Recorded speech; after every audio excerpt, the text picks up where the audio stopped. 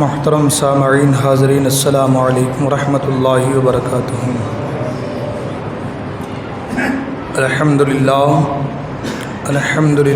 وکفی وسلام علی عبادہ الذین اصطفی، اما بعد فاعوذ باللہ من الشیطان الرجیم بفضلک بسم اللہ الرحمن الرحیم۔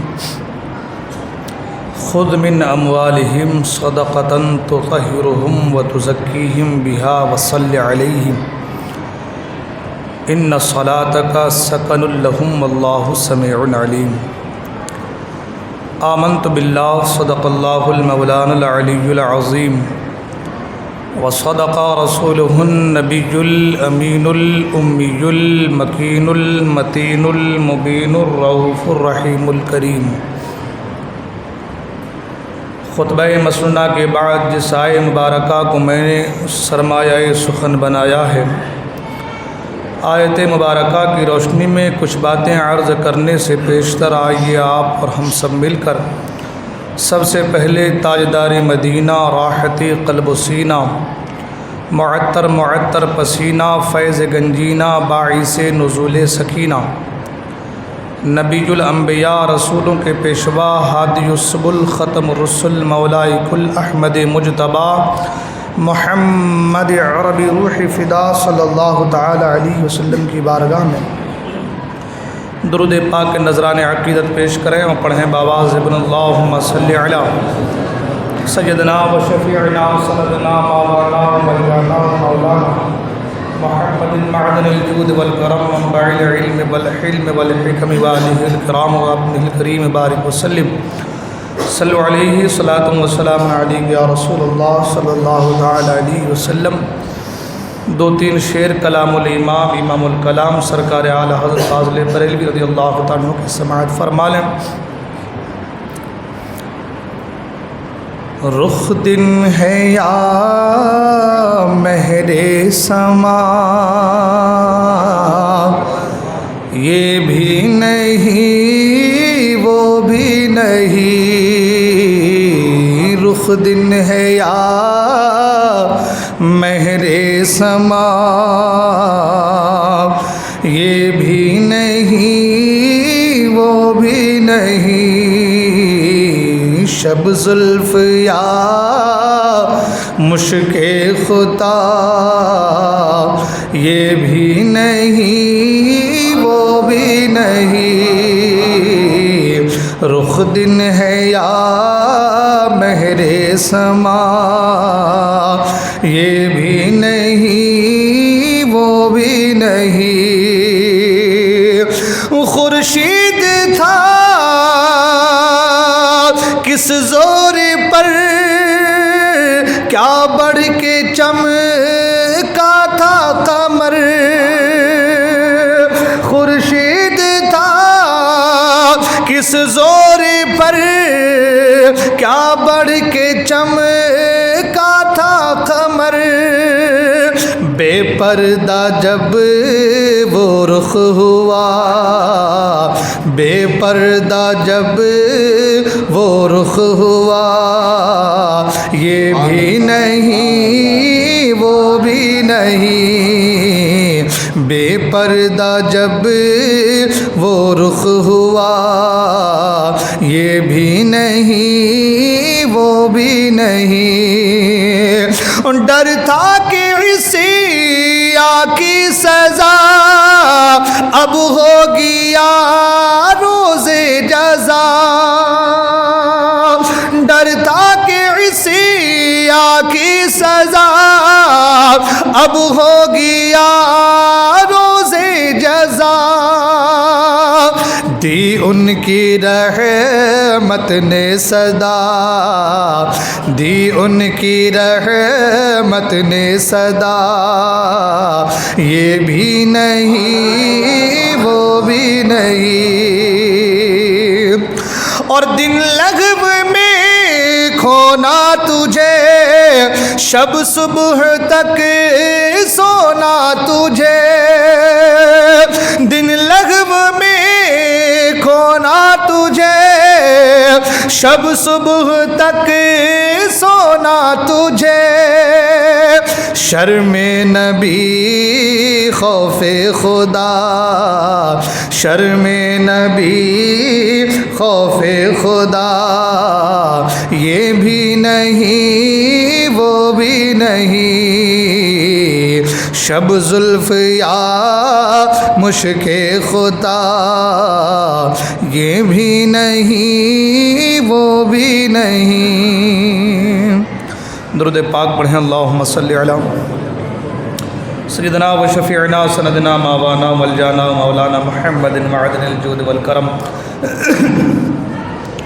منبع العلم والحلم والحکم، والہ الکرام وابنہ الکریم، بارک وسلم صلو علیہ صلاۃ و سلام علیک یا رسول اللہ صلی اللہ تعالی علیہ وسلم۔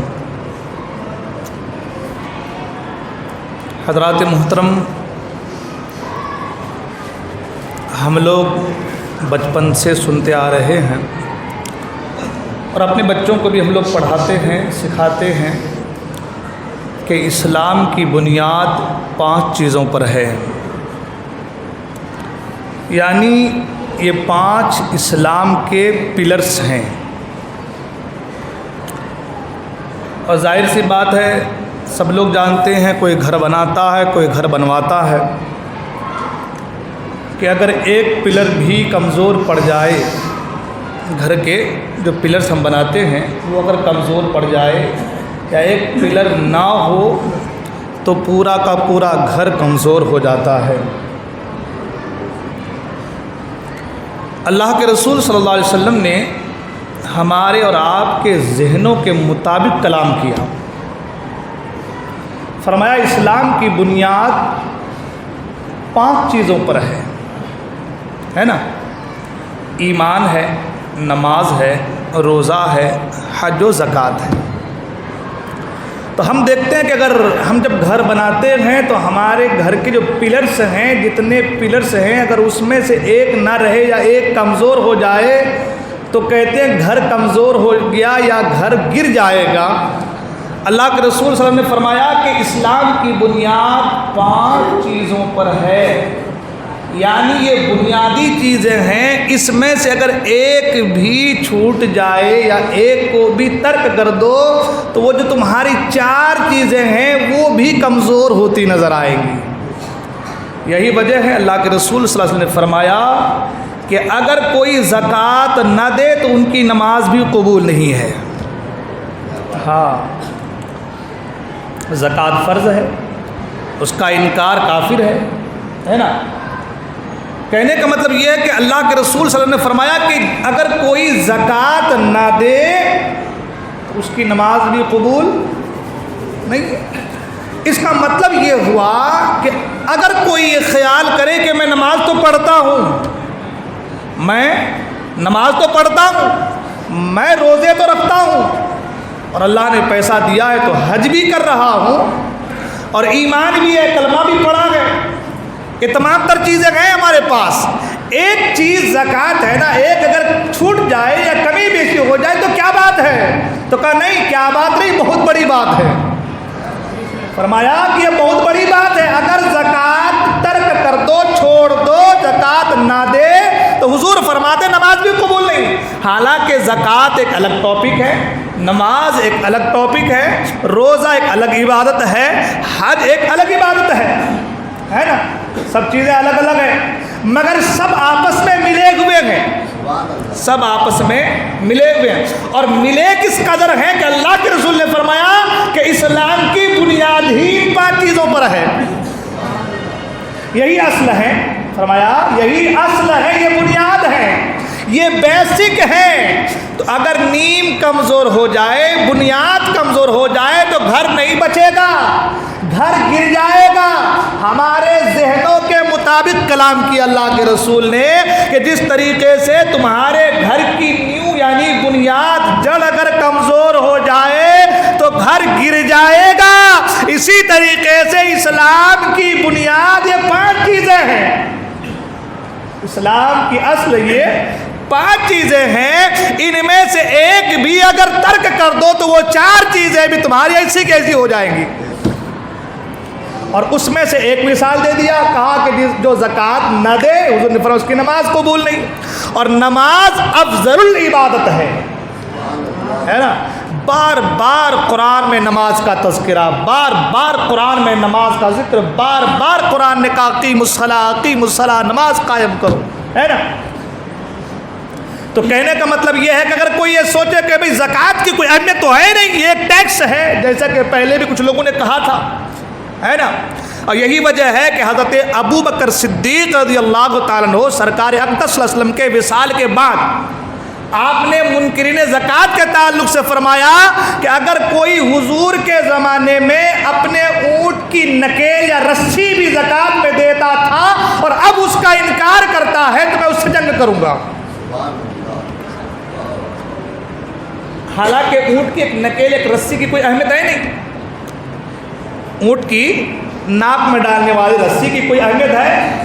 10-20 روپے کا آتا ہوگا، لیکن دراصل وہ 10-20 روپیہ یا وہ رسی نہیں ہے، بلکہ کہا کہ زکوٰۃ تمہارے اوپر فرض ہے، یہ اللہ کا حکم ہے. تم اگر انکار کر رہے ہو تو 10-20-50 روپے کا نہیں، اللہ کا جو حکم ہے تم اس حکم کے منکر ہو جا رہے ہو. تمہارا انکاری ہونا 10-20-50 روپے کا نہیں ہے، دراصل حکم الہی کا انکار ہے. اس لیے فرمایا کہ اگر کوئی ایک اونٹ کی ناک میں ڈالنے والی رسی کا بھی منکر ہو جائے تو فرمایا اس سے جو ہے جنگ کروں گا. اب پتہ یہ چلا کہ زکوٰۃ کی بڑی اہمیت ہے نا، زکوٰۃ کی بڑی اہمیت ہے. اب سوچنے والی بات یہ ہے کہ نماز چلو یہ اللہ کی عبادت ہے، روزہ آدمی کو بھوکا رہنا پڑتا ہے اللہ کی رضا کے لیے، حج آدمی جاتا ہے کرنے کے لیے خانہ کعبہ کا طواف کرتا ہے، بڑی مصیبتیں ہوتی ہیں، اللہ کی عبادتیں ہیں، سب معلوم ہوتا ہے. زکوٰۃ میں کیا ایسی بات ہے کہ اللہ نے اسے فرض قرار دے دیا؟ زکوٰۃ میں ایسی کیا بات ہے؟ نماز پڑھتے تو کوئی آدمی دیکھے دور سے تو سمجھ جائے کہ بھائی یہ نماز پڑھ رہا ہے، اللہ کی بارگاہ میں سر کو جھکا رہا ہے. روزہ رکھے تو سمجھ جائے کہ بھائی آدمی جو ہے اللہ کی رضا کے لیے بھوک کو برداشت کر رہا ہے، صبر کر رہا ہے. حج کرنے جائے تو یہ سوچے کہ بھائی خانہ کعبہ کی زیارت کو جا رہا ہے، آدمی اس جگہ پہ جا رہا ہے جو کعبہ ہے، جو اللہ کا گھر ہے، جو حرم محترم ہے، اور جہاں صفا مروہ ہے، مزدلفہ ہے، مینا ہے، عرفات ہے، جہاں پر جانے کے بعد آدمی کا مقام لیول بڑھ جاتا ہے. عام انسان مقام عرفات میں حج کے دنوں میں چلا جائے تو وہ حاجی ہو جاتا ہے. لیکن زکوٰۃ یہ پیسے کا لین دین ہے نا، 100 روپے میں سے 2.5%. آخر اس میں کیا بات ہے، اس میں کیا راز ہے کہ اللہ نے اس کو فرض قرار دے دیا؟ یہ اگر ہم اور آپ سوچیں، اس کو ذہن میں رکھیں، انشاءاللہ بہت بڑا عقدہ حل ہو جائے گا. ہم لوگ سوچتے بھئی ہمارے پاس مال ہے، اللہ نے دیا ہے مال تو ہمارے اوپر لاگو ہو گیا کہ 2.5% دو، بس اتنی سوچ ہے ہماری. مگر ہم نے کبھی یہ نہیں سوچا کہ یہ پیسہ آخر جو ہم دے رہے ہیں آخر اللہ کو اس سے کیا غرض ہے. معاذ اللہ ایسا تو نہیں ہے کہ یہ پیسہ اللہ کی بارگاہ میں کوئی پہنچاتا ہے، اللہ کو اس کی ضرورت ہے، معاذ اللہ ایسا تو ہے نا، ایسا تو نہیں ہے.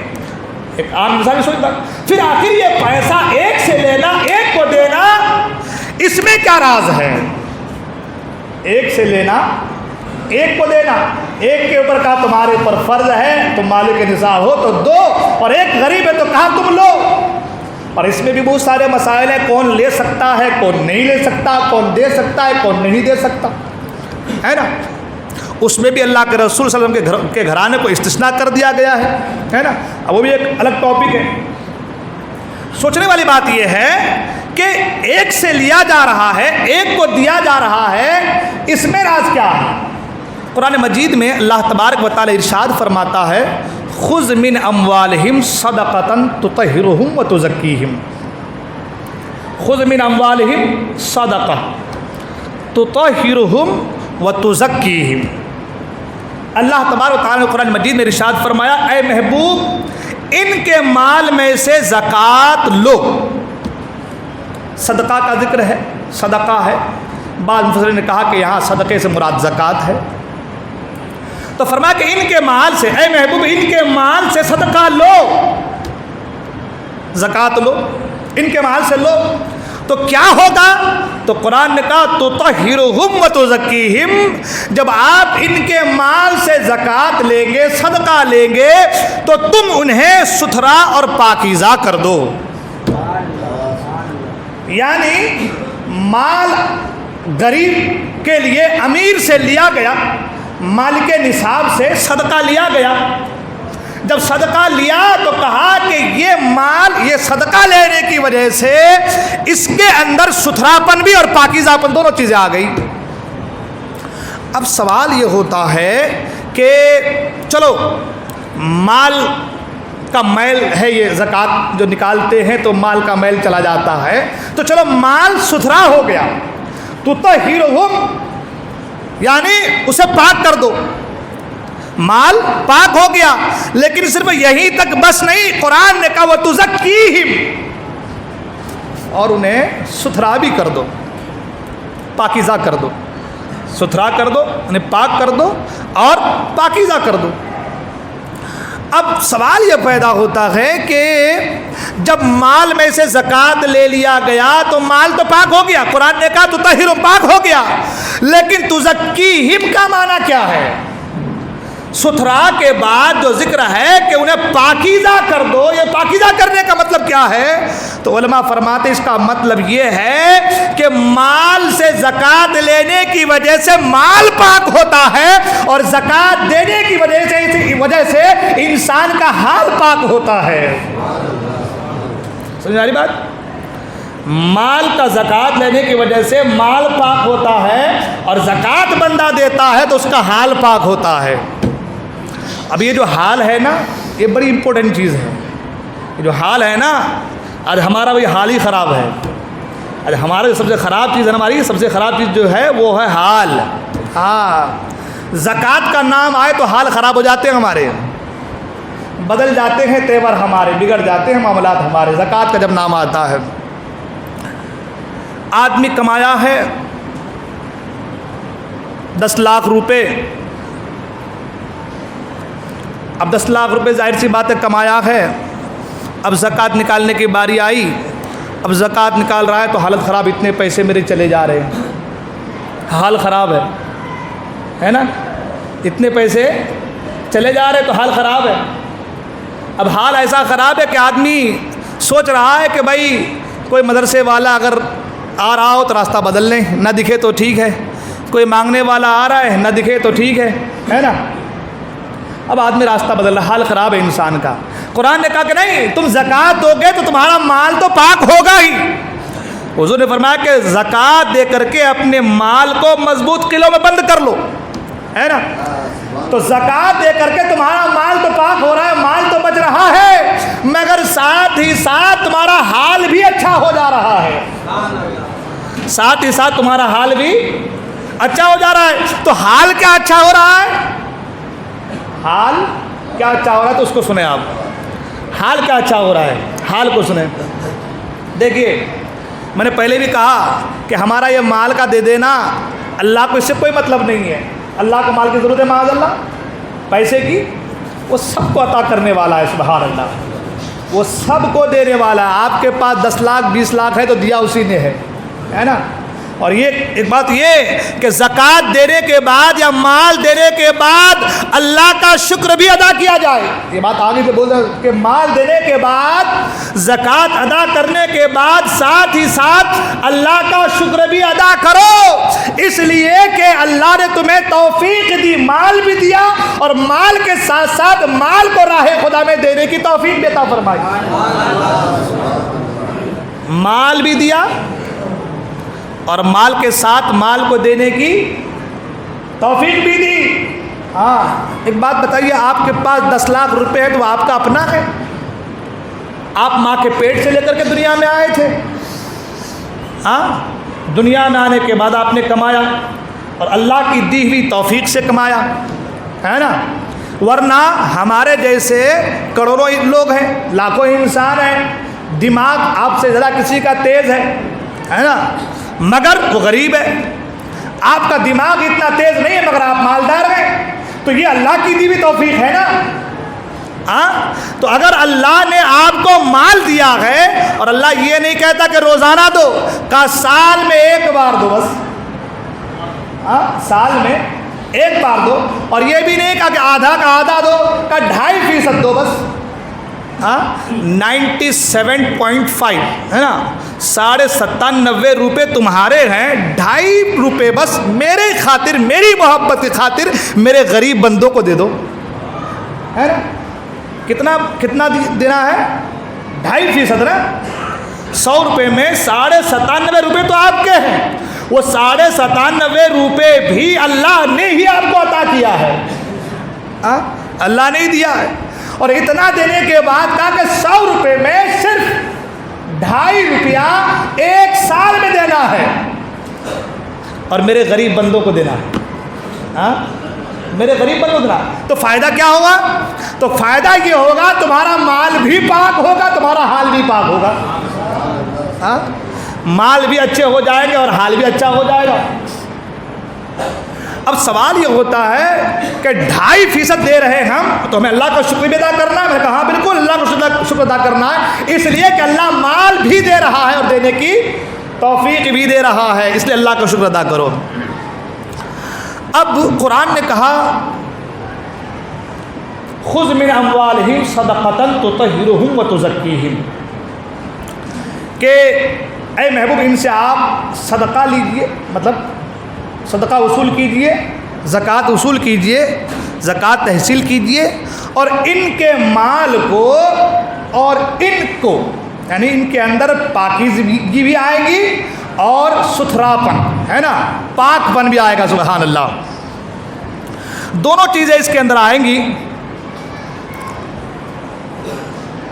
ہم جب اپنے مال سے زکوٰۃ نکالتے ہیں تکلیف ہوتی ہے بھائی، ظاہری اعتبار سے بول رہا ہوں میں، ہے نا، زکوٰۃ کا لفظ بول دیا، ظاہری اعتبار سے بھائی اپنے مال سے کوئی کسی کو دیتا ہے کمایا ہوا تو ظاہر سی بات تکلیف ہوتی ہے نا، کہ بھائی میرا مال کسی کو جا رہا ہے. لیکن آپ یہ سوچیں اللہ کے رسول نے فرمایا کہ جو اپنے مال سے زکوٰۃ نکال دیتا ہے، اللہ کے رسول فرماتے ہیں کہ اس کا مال محفوظ قلعوں میں بند ہو جاتا ہے، چوری سے جلنے سے محفوظ ہو جاتا ہے. سبحان اللہ. چوری سے جلنے سے. اور اگر آپ زکوٰۃ نہ دیں، ایک مثال بول رہا، زکوٰۃ آدمی نہ بھی دے رہا ہے، نہیں دے رہا ہے، تو اس کا مال کدھر سے جا رہا ہے اس کو پتہ بھی نہیں چل پا رہا ہے. اور صدقہ ایک ایسی چیز ہے جو بلاؤں کو ٹال دیتی ہے. اسی لیے قرآن نے کہا کہ ان کے مال میں سے صدقہ لو، صدقہ حاصل کرو. اور آپ جانتے ہیں اللہ اکبر کہ جب مال میں صدقہ لیا جاتا ہے یا زکوٰۃ لی جاتی ہے، کیوں لی جاتی ہے؟ تاکہ معاشرے کے اندر سدھار پیدا ہو. معاشرے کے اندر جو ہے وہ سدھار پیدا ہو. کوئی کسی غریب کو دیکھ کر کے یہ نہ کہے کہ یہ مجھ سے کم تر ہے. آدمی کے اندر ایک غریب کی غربت کو دیکھ کر کے انا پن نہ آئے، بلکہ غریب کی غربت کو دیکھے تو دل تڑپ جائے کہ یار اللہ نے مجھے دیا، اسے نہیں دیا ہے، اور مجھ پر زکوٰۃ لازم ہے تو زکوٰۃ ادا کرتے ہیں. یہ 2.5% جو ہے وہ غریب کی جو غربت ہے نا، اس کی تڑپ. ایسا اگر ہوتا کہ اس غریب کی جگہ پہ آپ اور ہم ہوتے، اللہ نے اسے مالدار کیا ہوتا، ہمیں غریب کیا ہوتا، تو آج جس جگہ پر وہ کھڑا ہے کل اس جگہ پر ہم کھڑے ہوتے، ہے نا. تو اللہ کی توفیق ہے کہ اللہ نے آپ کو مال دیا، ہے نا، اللہ کی توفیق ہے کہ اللہ نے آپ کو مال دیا، ورنہ آپ وہیں کھڑے ہوتے جہاں پر آج کوئی غریب کھڑا ہے. تو یہ مال کا دینا دراصل یہ ہے کہ دونوں کے اندر، مالدار اور غریب کے اندر آپس میں اتحاد، ایک اتفاق اور ایک چیز پیدا ہو جائے کہ بھائی یہ معاشرہ ہے، اس میں امیر و غریب سب کو مل جل کر کے رہنا ہے. اور اسلام اسی چیز کی تعلیم دیتا ہے. اسلام اسی چیز کی تعلیم دیتا ہے. اور یہی وجہ ہے کہ غریب شخص نے حضور کی بارگاہ میں کہا تو یا رسول اللہ صلی اللہ علیہ وسلم کہ جو اپنے مال میں سے زکوٰۃ دے دے، نکال دے، صدقہ نکال دے تو وہ پاک ہو جائے، وہ صاف ہو جائے، ستھرگی آ جائے. تو یا رسول اللہ ہمارے لیے کیا ہے؟ ہمارے لیے بھی کچھ ہونا چاہیے نا. ہمارے پاس مال نہیں ہے تو ہم کیا کر سکتے ہیں؟ ہمارے لیے کیا ہے یہ چیز؟ یہ مزدہ غریب کو کیسے حاصل ہو؟ تو اللہ نے فرمایا کہ تم مسکرا دیا کرو، یہ تمہارا مسکرانا تمہارے بھائی کے لیے صدقہ ہے۔ یعنی اسلام یہ کہتا ہے کہ آپس میں خوشحالی آ جائے، آپس کے اندر ایک دوسرے کے اندر خوشحالی خوش دلی سے رہو، محبت سے رہو، یعنی محبت کو بانٹنا یہ صدقہ ہے۔ اب اس میں بہت ساری چیزیں اللہ نے فرمایا کہ جو نیکی کی دعوت دے، برائی سے منع کرے، وہ بھی صدقہ ہے، جو راستے سے پتھر کو ہٹا دے، کانٹا کو ہٹا دے، وہ بھی صدقہ ہے، بہت ساری باتیں۔ یہ ساری چیزوں کی جڑ اصل اگر آپ سوچیں گے آپ کے ذہن میں آئے گی تو صرف اور صرف ایک بات، وہ یہ کہ اسلام چاہتا ہے کہ تمہارے اندر امن آئے، سلامتی آئے، اور ایک دوسرے کو جب دیکھو تو آپس میں دل میں بغض نہیں بلکہ خلوص و محبت کے ساتھ ملو۔ اب جو جس کیٹیگری کا ہے وہ اس کیٹیگری کے حساب سے کام کرے، مالدار ہے تو زکوٰۃ دے، غریب ہے تو مسکرا دے، راستے میں کوئی چیز پڑی ہو تو ہٹا دے، ہے نا، اور اگر آدمی پڑھا لکھا ہے کسی کو سمجھا سکتا ہے تو دین کی دعوت دے دے، ہے نا، دین کے تو پتہ یہ چلا یہ تمام تر چیزیں اسلام کے اندر مضبوطی لاتی ہیں اور معاشرے کے اندر مضبوطی لاتی ہے، آپس کے اندر مضبوطی لاتی ہے۔ اسلام کا یہی کہنا ہے یہ چیزیں تمہارے اندر آ گئی سمجھو کہ تمہارا ایمان مضبوط ہو گیا، ٹھیک ہے نا۔ اب سوال یہ ہوتا ہے کہ چلو ٹھیک ہے زکوٰۃ دے دیتے ہیں، ہے نا، یہ زکوٰۃ غریبوں کو جاتا ہے، آپس میں ہمدردی پیدا ہوتی ہے، دل میں خیال آتا ہے کہ وہ غریب ہے، میں امیر ہوں، اگر کاش میں وہاں رہتا تو میرا کیا حل ہوتا۔ ایک غریب کی غربت کی تڑپ انسان کے دل میں آ جائے، یہی زکوٰۃ کی اصل ہے، یہی زکوٰۃ کی روح ہے۔ زکوٰۃ کی روح یہ نہیں کہ دے دیا پھینک کر کے جا زکوٰۃ نکال، یہ نہیں، زکوٰۃ کی روح یہ ہے کہ غریب کی غربت کی تڑپ تمہارے سینے میں پیدا ہو جائے، ہمدردی پیدا ہو جائے کہ بھائی اس جگہ پہ اگر میں کھڑا ہوتا تو میرا کیا ہوتا، اللہ نے مجھے لینے والا نہیں مجھے دینے والا بنایا ہے۔ یہ تڑپ کا سینے میں پیدا ہو جانا یہی اصل ہے زکوٰۃ کی، یہی زکوٰۃ کی روح ہے۔ اس لیے جب بھی زکوٰۃ دیں تو خوش دلی کے ساتھ دیں، ہے نا، زکوٰۃ جب بھی دیں یہ نہیں کہ بھائی نکالنا میرے اوپر فرض ہے لازم ہے ضرور نکال دیا، ایسا نہیں، بلکہ خوش دلی کے ساتھ زکوٰۃ کو ادا کریں، یہ زکوٰۃ کی اصل روح ہے۔ اب بہت سارے لوگ زکوٰۃ سے دور بھاگنے کی کوشش کرتے ہیں۔ زکوٰۃ ہمارے اور آپ کے اوپر فرض ہے۔ زکوٰۃ کیا ہے؟ فرض ہے، ادا کرنا ہر حال میں ضروری ہے، اگر آپ مالک نصاب ہیں تو، ہے نا۔ اب اس کے بہت سارے مسائل ہیں، پچھلی بار رمضان میں پورے 30 دن جو ہے اپنا وہ سمر کیمپ چلا تھا تو مسائل روزانہ بیان کیے گئے تھے اس تعلق سے۔ اس بار سمر کیمپ کا معاملہ نہیں رہا، انشاءاللہ الرحمن پھر دیکھیں آگے زندگی نے وفا کی تو رہے گی بات، ہاں، لیکن اس بار ایک کام ہوا ہے ماشاءاللہ، اس کو بیچ میں بیان کر دوں، وہ یہ کہ اس بار جو ہے طاق راتوں میں، ہے نا، پروگرام رکھا گیا پہلی بار ماشاءاللہ، ہاں، پہلی بار طاق راتوں میں 21ویں 23ویں 25ویں اور 27ویں کو تو شب قدر ہی ہے، اس کا 29ویں، ہے نا۔ ان طاق راتوں میں پہلی طاق رات میں فتح مکہ کے تعلق سے کچھ باتیں اور ساتھ ہی ساتھ اعتکاف کے مسائل، دوسری طاق رات میں جو ہے وہ جنگ بدر کا پس منظر اور زکوٰۃ کے مسائل، اور تیسری میں طریق مصطفیٰ صلی اللہ علیہ وسلم کو چھوڑنا وجہ بربادی اور روزے کے مسائل، اور آخر میں لیلۃ الجائزہ کی اہمیت اور صدقہ فطر کے مسائل۔ انشاءاللہ الرحمن ان باتوں پر گفتگو ہوں گی، سبھی حضرات سے گزارش ضرور بالضرور شرکت کریں، ہے نا۔ تو زکوٰۃ کے حوالے سے جو ہے پچھلی بار جو ہے مسائل بیان کیے گئے تھے، جن کو جو مسئلہ پوچھنا وہ آ کر کے علماء کرام سے جو ہے دریافت کر سکتے، مسائل پوچھ سکتے ہیں۔ زکوٰۃ نہیں دے رہے ہیں، زکوٰۃ دینے کے فائدے کیا ہیں، ہے نا، زکوٰۃ دینے کے فائدے کیا ہیں؟ حضرت سیدنا داؤد علیہ السلام کی بارگاہ میں ایک شخص آتا تھا جو حضرت داؤد علیہ السلام سے بہت محبت کرتا تھا، بہت محبت کرتا، اتنی محبت کرتا تھا کہ بغیر دیکھے ان کو دن میں ایک بار ضرور دیکھنا، نہیں دیکھے تو چین نہیں آتا تھا۔ تو روزانہ دن میں ایک بار وہ شخص حضرت داؤد علیہ السلام کی بارگاہ میں آتا، آپ کو سلام کرنے کے لیے سلام کرتا، آپ کو دیکھتا اور دل کو قرار مل جاتا، چلا جاتا۔ روزانہ کا اس کا معمول تھا۔ ہوتا ہے جس سے جن کو محبت ہو جائے، اور ان کو اللہ کے نبی سے بڑی بڑی محبت تھی تو روزانہ آتا تھا اور دیکھ کر کے سلام کر کے جاتا تھا۔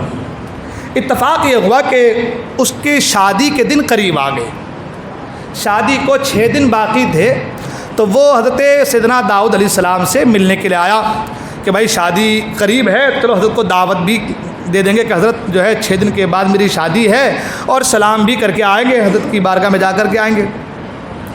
وہ گھر سے نکلا اور حضرت داؤد علیہ السلام کی بارگاہ میں پہنچا۔ اتفاق یہ کہ حضرت داؤد علیہ السلام کی بارگاہ میں ملک الموت بھی حاضر تھے، ہے نا، حضرت اسرائیل علیہ السلام، ہے نا، ملک الموت بھی حاضر تھے۔ تو وہ شخص آیا، حضرت داؤد علیہ السلام کو سلام کیا، اور سلام کرنے کے بعد کہا کہ حضور وہ 6 دن کے بعد میری شادی ہے، تو آپ دعا فرما دیں میرے حق میں، اور سلام کر کے وہ جانے لگا۔ حضرت داؤد علیہ السلام بھی اس شخص سے بڑی محبت کرتے تھے، کیونکہ وہ بھی محبت کرتا تھا، تو حضرت داؤد علیہ السلام بھی ان سے بڑی محبت کرتے تھے۔ جب وہ جانے لگا تو ملک الموت نے حضرت داؤد علیہ السلام سے کہا، یہ شخص جو ابھی گیا آپ سے بہت محبت کرتا ہے؟ آپ نے کہا ہاں بہت محبت کرتا ہے۔ کہا آپ بھی ان سے بڑی محبت کرتے ہیں؟ کہا ہاں میں بھی بڑی محبت کرتا ہوں۔ تو کہا سنیں 6 دن اس کی شادی کے، 6ٹھے دن ان کا جو ہے انتقال ہو جائے گا، 6ٹھے دن ان کا جو ہے انتقال ہو جائے گا۔ حضرت اسرائیل علیہ السلام ملک الموت ایک دن میں 360 بار ایک آدمی پر نظر ڈالتے ہیں کہ اس کا نام میری فہرست میں ہے کہ نہیں ہے۔ ہاں ہم تو کہتے ہیں نا بنگلہ بنا لیا ہم تو چلے گا، کبھی ابھی تو بہت دن 30 سال جانا ہے ابھی ہمارے کو، ابھی 60 سال جانا، عمر تو بڑی باقی ہے نا۔ ایک دن میں کتنی بار؟ 360 بار ایک آدمی پر نظر کرتے ہیں کہ اس آدمی کا نام میری فہرست میں ہے کہ نہیں ہے۔ ہاں اب وہ انہوں نے کہہ دیا کہ حضور 6 دن کے بعد ان کا انتقال ہو جائے گا، کیونکہ میری فہرست میں ان کا نام آ گیا ہے نا۔ اب حضرت داؤد علیہ السلام کو بڑی قلبی محبت تھی اس شخص سے، کہا ایسا؟ کہا ٹھیک ہے۔ اب یہ 6 دن روزانہ یہ شخص آنے لگا تو اور زیادہ آپ محبت فرمانے لگے، اس سے حسرت سے دیکھنے لگے کہ یار 6 دن کے بعد یہ آدمی دنیا سے رخصت ہو جائے گا، بڑی محبت کرتا ہے مجھ سے، تو 6 دن تک آپ ان سے بڑی حسرت سے ملنے لگے اور بڑی محبت سے پیش آنے لگے۔ اب یہ 6 دن کیا 7 مہینے گزر گئے، وہ آدمی کا انتقال ہی نہیں ہوا۔ 6 دن کیا وہ 7 مہینے گزر گئے، اس کا انتقال نہیں ہوا۔ اتفاق سے اس 7 مہینے میں حضرت ملک الموت جو ہے حضرت داؤد علیہ السلام کو آئے بھی نہیں۔ اب 7 مہینے کے بعد ملک الموت آئے تو حضرت داؤد علیہ السلام نے کہا کہ تم نے تو کہا تھا کہ ان کا انتقال ہو جائے گا، آج 7 مہینے ہو گئے ہیں ان کا انتقال نہیں ہوا ہے۔ اور فرشتے جھوٹ نہیں بولتے، وہ معصوم ہیں۔ ہاں اور اسرائیل علیہ السلام جو ہیں یہ جو ہیں اللہ اکبر، یہ تو فرشتوں میں رسول ہیں، سبحان اللہ۔ حضرت جبرائیل علیہ السلام، حضرت اسرافیل علیہ السلام، میکائیل علیہ السلام، اسرائیل علیہ السلام، یہ ایسے فرشتے ہیں کہ معصوموں میں معصوم ہیں، سبحان اللہ، وہ جھوٹ نہیں بولتے۔ تو کہا کہ تم نے تو کہا تھا کہ 6 دن کے بعد انتقال ہو جائے گا، آج 7 مہینے ہو گئے ان کا انتقال نہیں ہوا ہے۔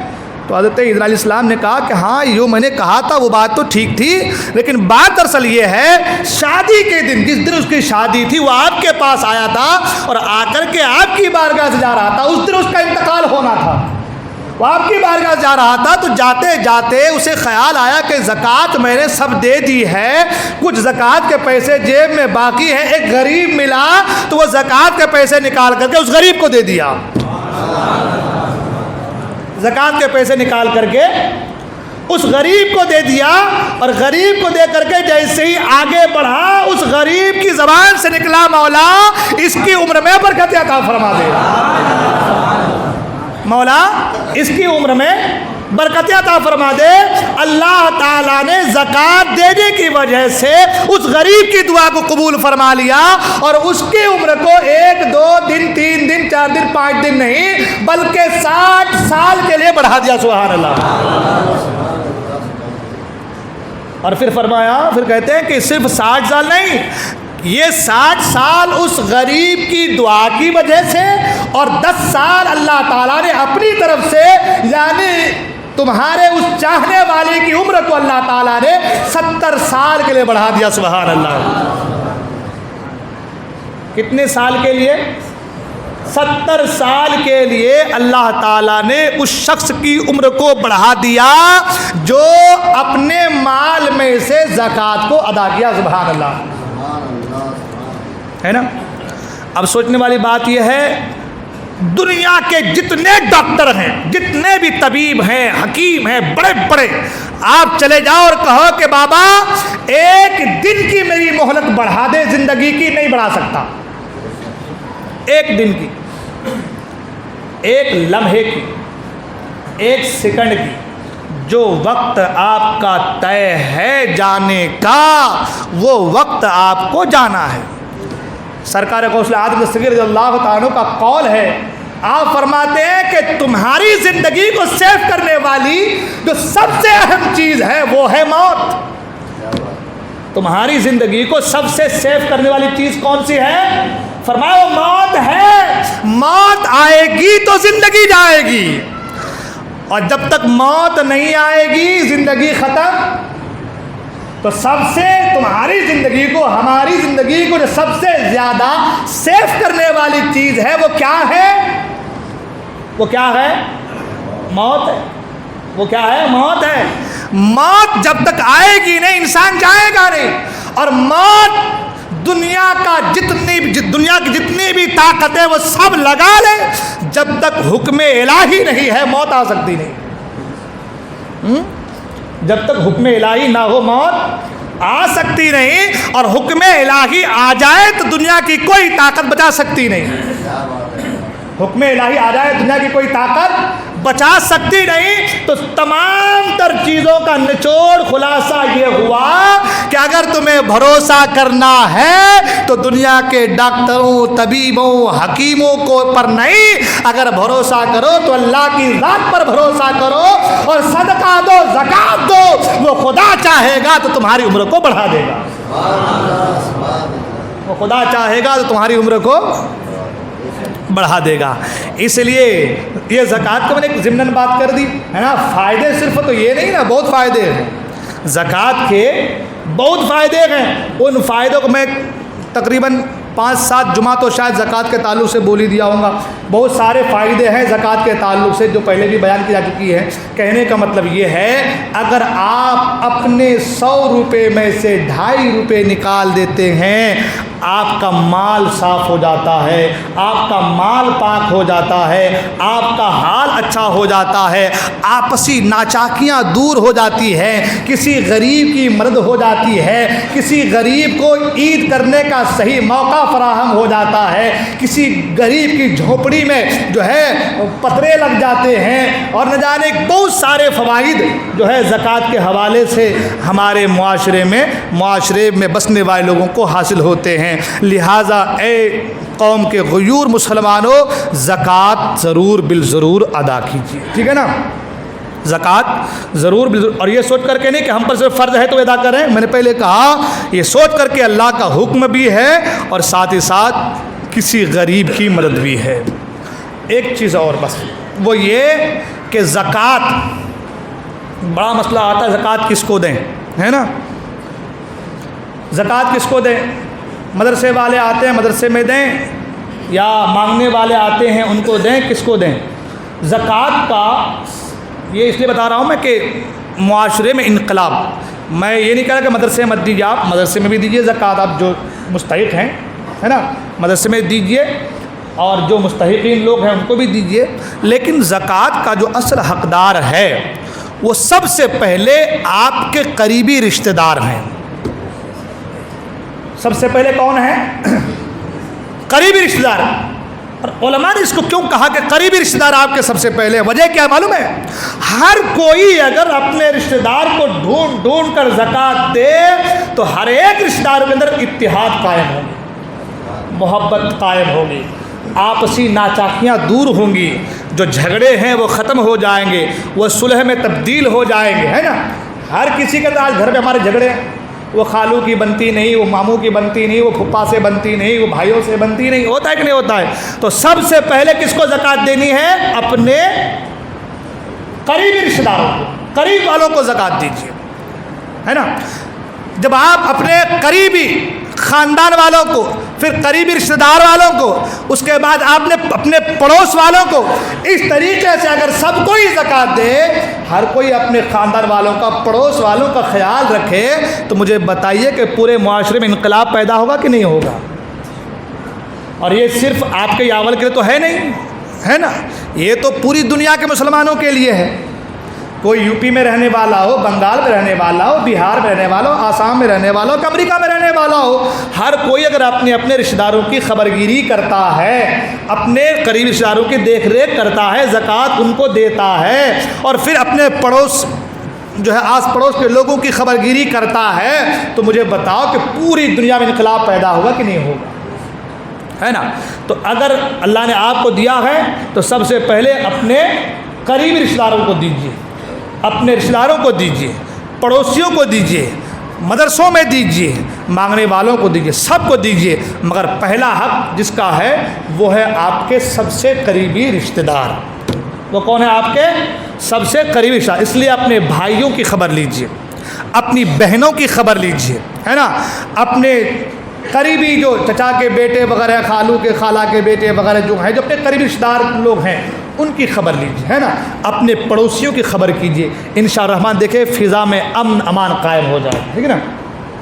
یہ کچھ باتیں تھیں جو میں نے زکوٰۃ کے تعلق سے آپ کے سامنے بیان کی۔ انشاءاللہ الرحمن زندگی نے وفا کی تو پھر گفتگو ہوتی رہیں گی، بولنے میں کسی قسم کی کوئی غلطی ہوگی میں توبہ کرتا ہوں، استغفر اللہ ربی من کل ذنب واتوب الیہ، لا الہ الا اللہ محمد رسول اللہ صلی اللہ علیہ وسلم۔ حضرات میں ایک اعلان اور سماعت کر لیں، وہ یہ ہے کہ